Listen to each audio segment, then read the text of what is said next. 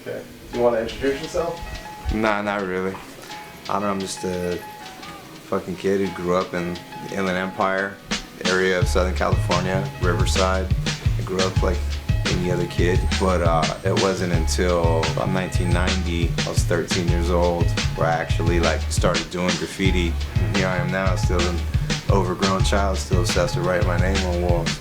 It was really mysterious, and you know, there's like obviously this very criminal element to it, but at the same time, you know, there's a real creative element to it that really intrigued me and got me excited, and in doing that and pursuing that, it became just like a journey of yourself, like an exploration of yourself. And it sounds kind of like far-fetched talking about graffiti in those terms, but you really kind of start unlocking these like hidden truths within yourself that you weren't really aware of, and you start, it becomes something so much more, and you kind of open up this whole new realm of like possibilities in your own head and your perception of the world, you know, and that's kind of what happened, you know, without even realizing it subconsciously. It becomes like this much bigger journey, you know.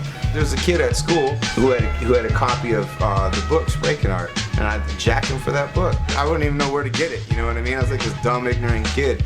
He's the only person I knew. I had to have that book. I fucking jacked his ass for that book. I still have it. It's on that shelf to this day. Man, there must have been 50 fucking kids all piled up on top of each other on the lunch tables at lunch, trying to all look at this magazine at the same time.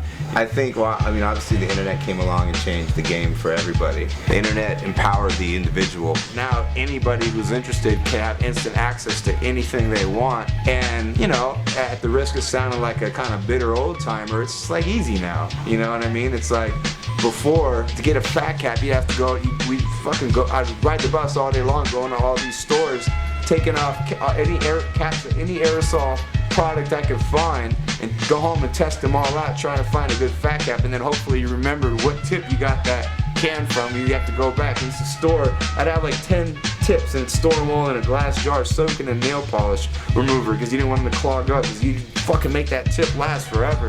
You know, they were hard to get. Now it's like, you know, you go online and for $20 you get a bag of 500 fat caps sent to your house. Is that cool? Yeah, it's cool, but it you know, this element is kind of gone. Everything was so precious, everything was so valuable. You really had to get off your ass and go outside and learn and find things out and seek out the people that had the knowledge, and hopefully you could be cool enough where they would pass that knowledge on to you. Now everything is so easy and accessible, and it's really diluted the culture.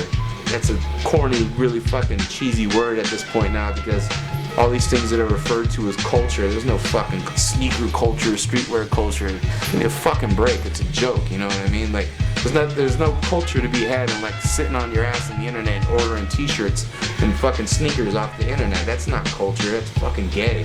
Seventh Letter was started by my man Casey Eclipse, who really is kind of like the backbone. I mean, Seventh Letter was like was birthed out of like a frustration with a lot of people kind of stealing from our culture. Basically, Casey just got frustrated watching other people make money off our culture and wanted to do something, you know, buy graffiti writers. All these brands are based on nothing, you know.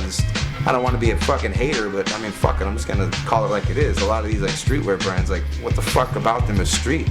You know what I mean? I'm fucking on the run from cops right now. I don't think anybody else is really dealing with that, you know what I mean? That's what Seventh Letter is about, and there's just a lot of fake bullshit out there. I wish that there was somebody pulling these people's cards and asking, okay, who are you? What is it that you really do? You know what I mean?